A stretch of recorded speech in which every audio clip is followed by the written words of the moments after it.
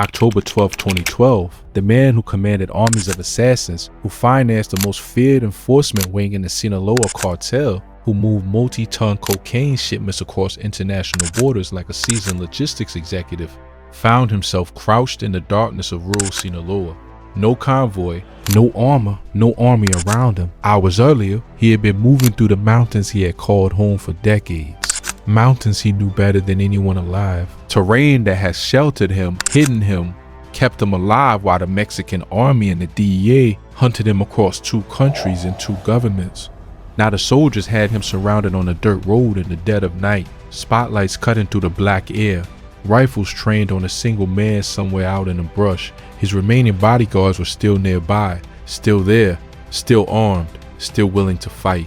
And then he did something that nobody expected. He turned to them and he told them to leave, not to run together, not to scatter and find whatever cover the terrain offered. He told them deliberately, specifically, to withdraw, to go to leave him alone with the soldiers closing in from every direction. He had no intention of surrendering. He had no intention of negotiating. He was going to die in those mountains with a weapon in his hands on terms that only he had set for himself. This is the story of Manuel Torres Félix, LM1, El Ondeado, the crazy one of the most feared and most operationally consequential lieutenants in the history of the Sinaloa Cartel. A man who went from a dirt-poor mountain settlement in the Sinaloa Sierra to the inner circle of the most powerful drug trafficking organization on earth, and whose final hours ended not in a prison cell, not in an extradition hearing, but in a gunfight he deliberately chose to lose alone. If you're new here, subscribe and hit that bell right now. We cover the real stories behind organized crime that most channels are afraid to touch. Now let's get into it. To understand why a 54-year-old man chose to die fighting rather than surrender, you have to start where he started. You have to go back to Llanos del Refugio, a tiny remote settlement buried in the municipality of Cozalá in the state of Sinaloa, Mexico. This is not the Sinaloa that most people picture when they hear the name. It's not Culiacan with its narco mansions and its nightclubs and the constant circulation of cartel money through the economy. Cozalá sits deep in the Sierra Madre Occidental, the rugged, pine-forested mountain range that runs down the spine of northwestern Mexico. In 1958, when Manuel Torres Félix was born there on February 28th, Cozalá was among the most isolated communities in the entire state. Dirt roads winding through forested mountains, no infrastructure beyond the basics. A place where the federal government was barely a concept and where local families governed their own affairs by their own unwritten rules.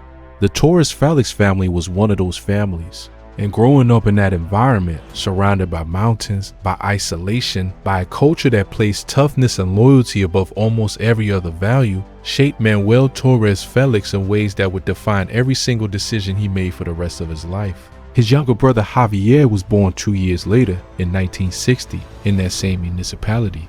The 2 boys grew up together in those mountains. They shared the same landscape, the same upbringing, and eventually the same world. But it would be Javier who entered that world first, and it would be Manuel who outlasted him.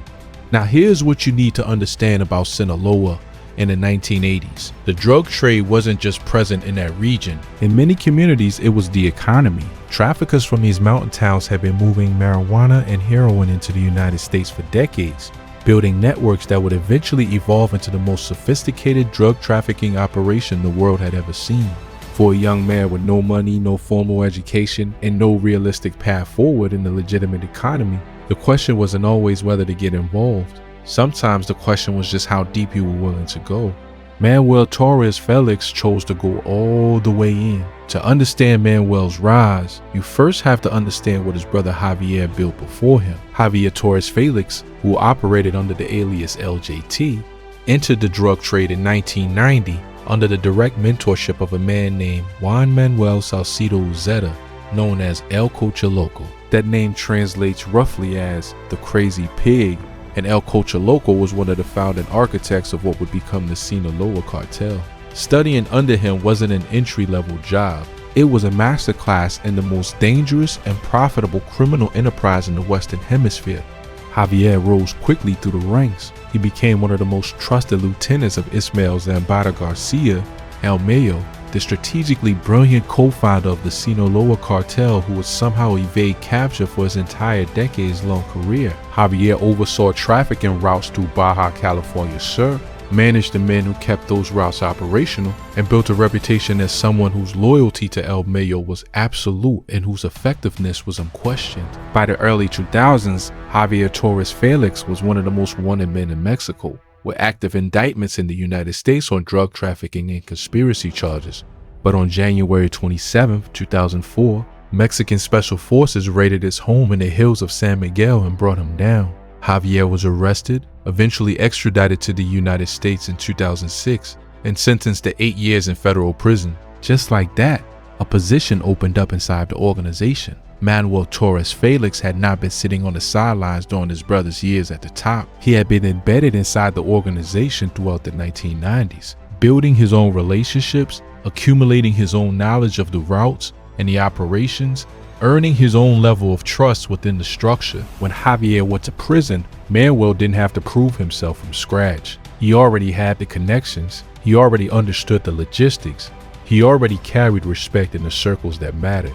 What he needed was the opportunity his brother's arrest handed it to him. By the mid-2000s, Manuel Torres Félix had ascended to one of the most important operational positions in the entire Sinaloa Cartel. He was working directly under El Mayo Zambada, coordinating closely with Ovidio Guzman Lopez, one of El Chapo's sons, to oversee drug shipments flowing north from South America through the Mexican states of Chiapas and Oaxaca. These were not small operations. These were multi-ton cocaine shipments moving through sophisticated logistical networks that crossed multiple international borders before reaching their final destinations. The U.S. Treasury's Office of Foreign Assets Control, or AFC, eventually placed him on the Foreign Narcotics Kingpin designation list. That list does not take casual players or mid-level operatives. To earn a spot on the Kingpin list, you have to be genuinely significant to the operation. You have to be someone whose removal would actually change something. You have to be a load-bearing figure inside the structure. Manuel Torres Félix was all of that. He was also the financial backbone and strategic coordinator of Los Antrax, the Sinaloa Cartel's most elite and most feared enforcement unit. Los Antrax was not a collection of street-level hitmen. They were a paramilitary organization, armored vehicles, high-caliber weapons, military-grade communications equipment, a clear command structure that ran operations with the discipline of a trained military unit. They moved in organized formations, they gathered and acted on intelligence, they executed targeted hits with the kind of precision that you'd normally associate with special operations forces, rather than criminal organizations. Financing, equipping, and directing that kind of operation required exactly the calm, organized, strategically disciplined mind that LM1 brought to the table. He wasn't just a violent figure, he was an executive, El Mayo's right hand in the truest sense of the phrase. At his peak, Manuel Torres Félix helped run the most powerful drug trafficking organization on earth. A man who, if circumstances had gone differently, might have lived out his days wealthy and protected in the mountains he loved, far from any courtroom or extradition hearing. But circumstances never go differently in this world. They go the way they always go. April 18, 2008, Culiacan, Sinaloa. Manuel Torres Félix's son, Atanasio Torres Acosta, known as El Tachio, was 20 years old, young, raised in the long shadow of a powerful and dangerous father, navigating a city that was quietly trembling on the edge of an internal cartel war that was about to erupt with catastrophic force. That afternoon, Atanasio was outside a health ministry building in the Montebello residential district of Culiacan. He wasn't alone. His 4-year-old sister Alondra was with him. His aunt Sandra Rivas Heredia, 24 years old, was also there. Without any warning at all, gunmen from the Beltrán Leyva Cartel poured up and blocked their path. Reports suggest their initial intention may have been to kidnap Atanasio, to take him alive and use him as leverage against his father. A hostage with that kind of value, the son of Alan I, could have dramatically shifted the balance in the conflict that was already building. But when Atanasio resisted, when he refused to go quietly, the gunmen made a different calculation. They opened fire. Atanasio Torres Acosta was shot and killed on the spot. His 4-year-old sister Alondra was struck by the gunfire. Multiple accounts report that she lost her arm in the attack.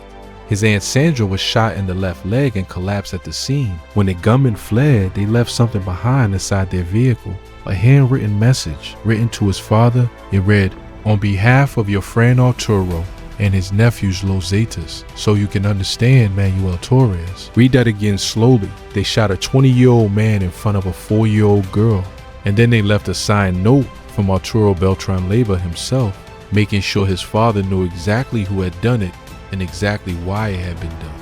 This was not a random act of cartel violence. This was a surgical message. El Barbas was demonstrating to LM1 and to every person watching from the outside that he could reach anyone at any time, that no family member, no matter how innocent, no matter what age, existed outside his reach. What happened next is what turned Manuel Torres Félix from a powerful cartel operator into something that the cartel world had rarely seen before. He found the people responsible for his son's death. He brought them to his compound in Culiacan, and he tortured them personally in his own home.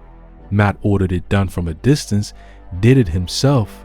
This is the moment that destroyed whatever psychological boundaries he had maintained. This is the moment that ended Manuel Torres Félix as the world had known him and created El Ondeado, the crazy one, the unhinged one, the man who had come permanently unmoored from the rules that even cartel figures typically respected. Mexican police reports from that period classified the death of Atanasio Torres Acosta as a triggering event for the broader cartel war in the state of Sinaloa, a war that would eventually consume hundreds of lives across the region, reshape criminal territories, and generate a level of public violence that shocked even a state that had grown accustomed to it.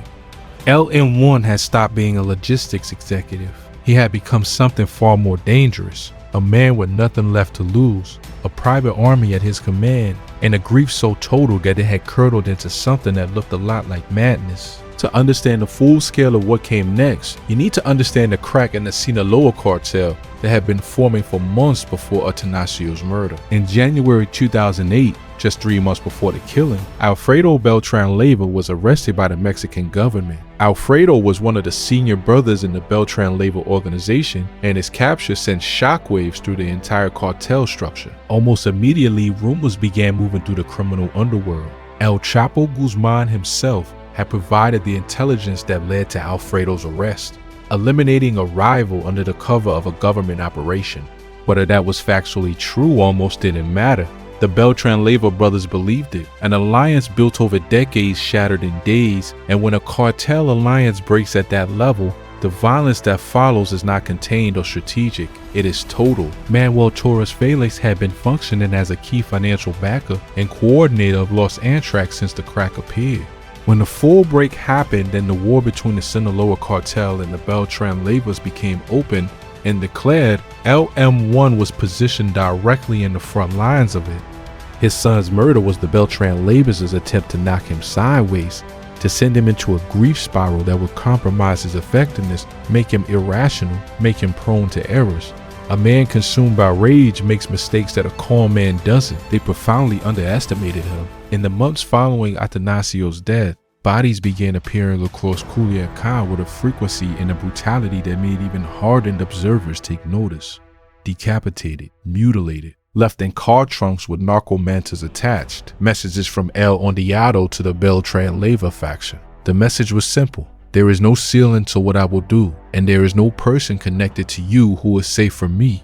Arturo Beltrán Leyva fought back with the same psychological tools. He left narco mantas with beheaded corpses across Culiacan, some addressed directly to Torres Félix by name, taunting him, challenging him, trying to provoke responses that would get LM1 killed or captured. The war played out across the streets of the city for months. Hundreds of deaths were attributed to the commandos operating under LM1's direction during this period. The narco-corrido tradition in Sinaloa had always documented the exploits of extraordinary and dangerous men, and LM1 had become one of the most compelling subjects that world had ever produced. The song that would define his public legacy, Sanguinarios del M1, the bloodthirsty of M1, was written about this version of him. The version in armored convoys, wearing body armor answering every provocation was something worse. The album sold 100,000 copies. The YouTube videos racked up millions of views before the man at the center had even been killed. By spring of 2010, something happened that seemed, briefly, like it might signal a more stable future. One of Mayo Zambada's sons married a daughter of LM1, binding the two most powerful families in the Sinaloa Cartel together by blood. LM1 was no longer just a lieutenant. He was family. He was embedded inside the organization at a level that should have provided a degree of protection that pure operational value alone couldn't guarantee. But in the cartel world, family connections are not permanent protection. They are one more variable in the constant calculation of risk and reward that defines how these organizations survive.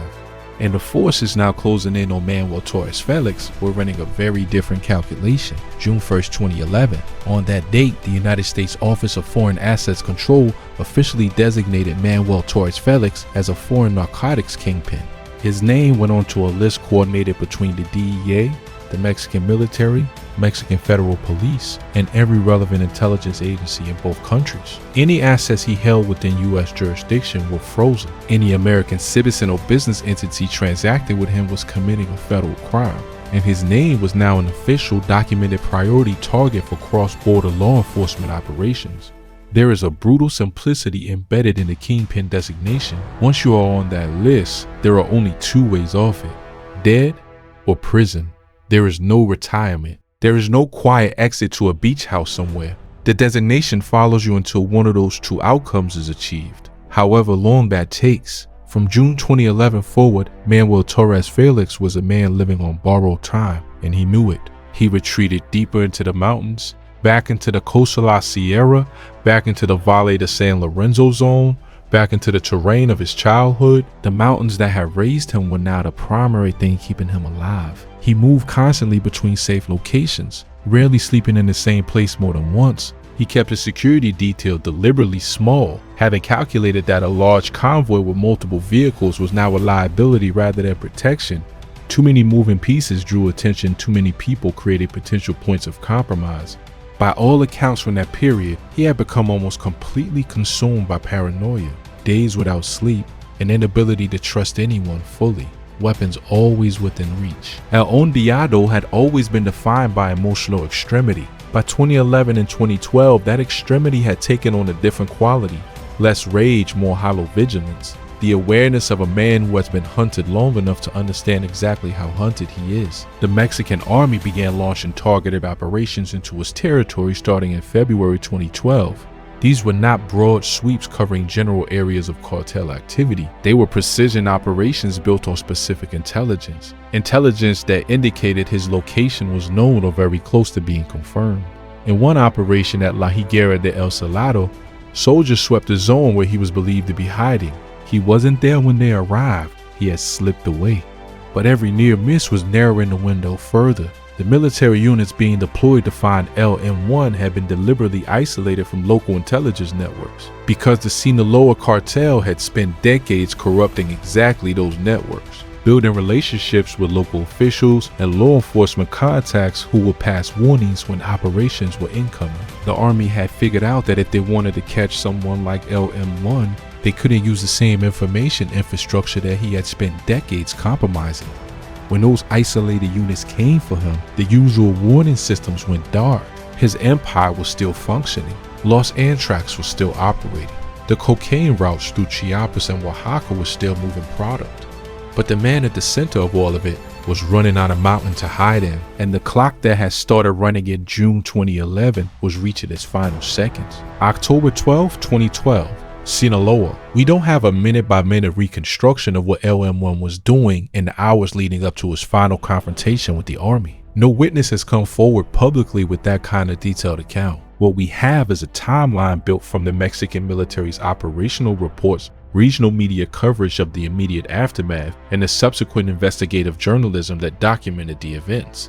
What we know is that he was moving, that was his strategy, and he had been executing it without interruption for months. Never settle anywhere long enough to be tracked, use the back roads, use the forests, move in the nighttime hours when visibility was limited. Keep the security details small enough that the convoy itself didn't become a beacon.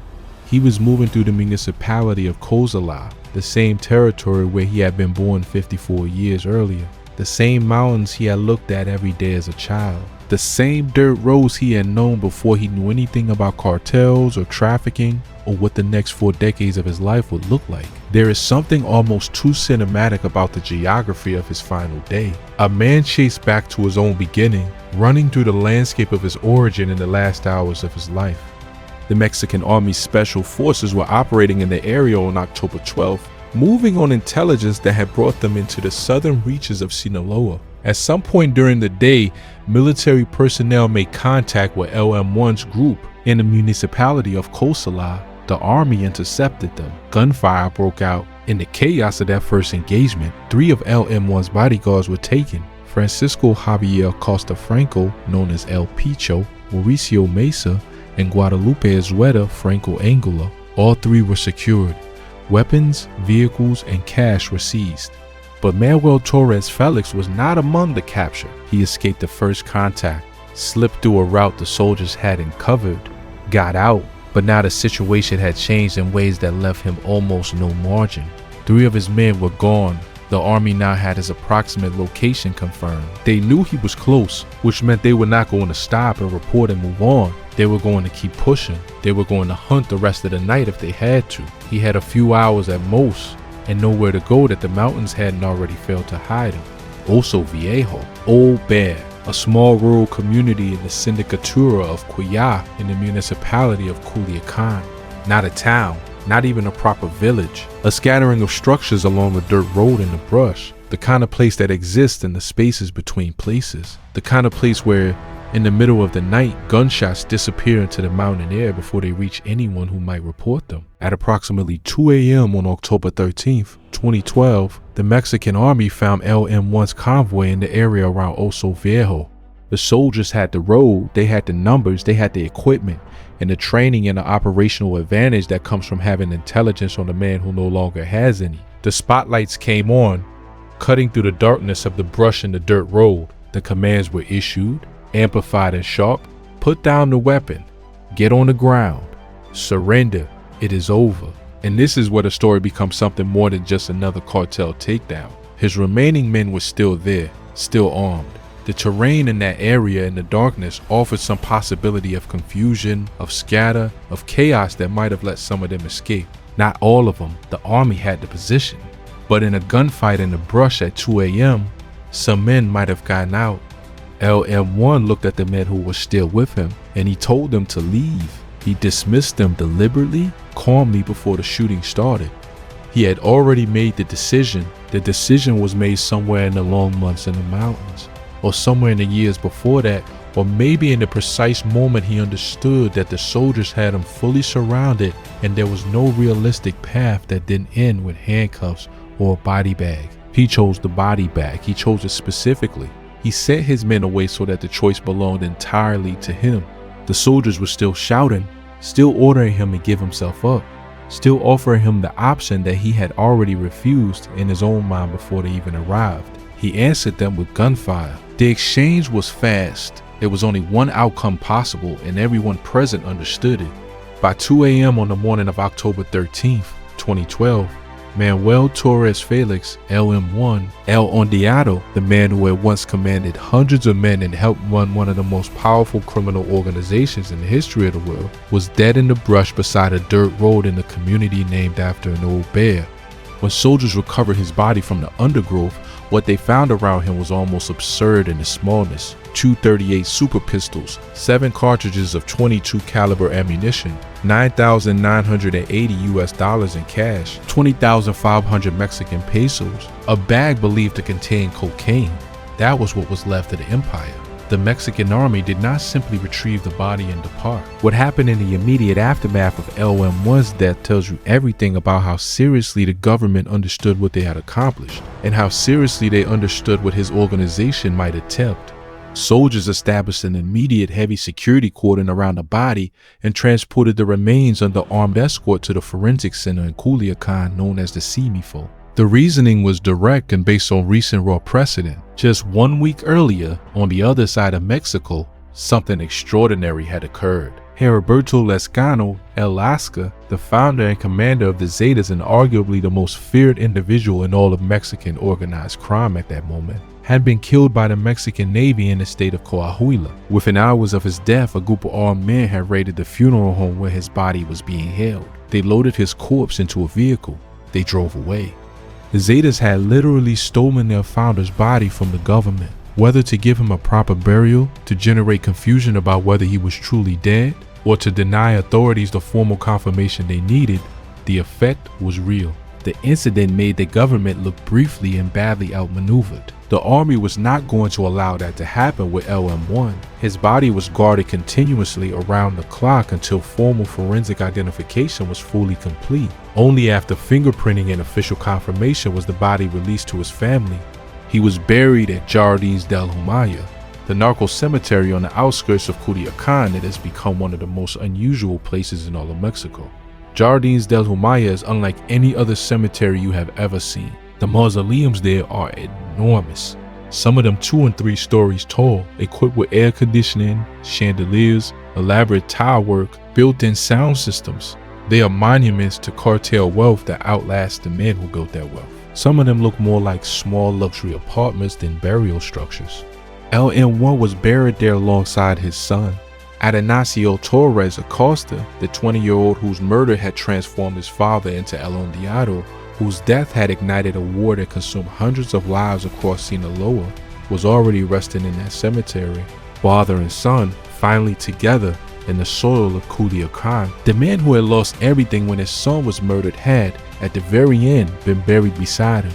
Within days of LM1's death, something happened across Culiacan that no amount of military security could control or prevent. Narco mantas began appearing.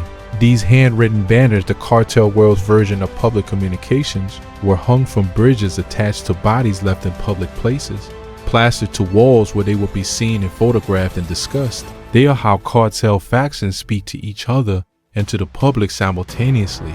And the mantas that appeared after LM1's death pointed a very specific finger at a very specific person. They accused Ismael Zambada García, El Mayo himself, of having betrayed Manuel Torres Félix to the Mexican army. Not a rival cartel, not an anonymous informant. The man that LM1 had served faithfully for decades. The man whose son had married his daughter. The most powerful surviving figure in the entire Sinaloa Cartel. If the accusation was accurate, what it would mean is this: El Mayo, the most calculating, most survival-focused operator in the history of Mexican organized crime, had determined that LM1 had become more of a liability than an asset. A man on the U.S. kingpin list, subject to multiple military operations, increasingly paranoid and drawing dangerous attention to the broader organization. A man who, in the cold mathematics of cartel self-preservation, was more useful dead than alive.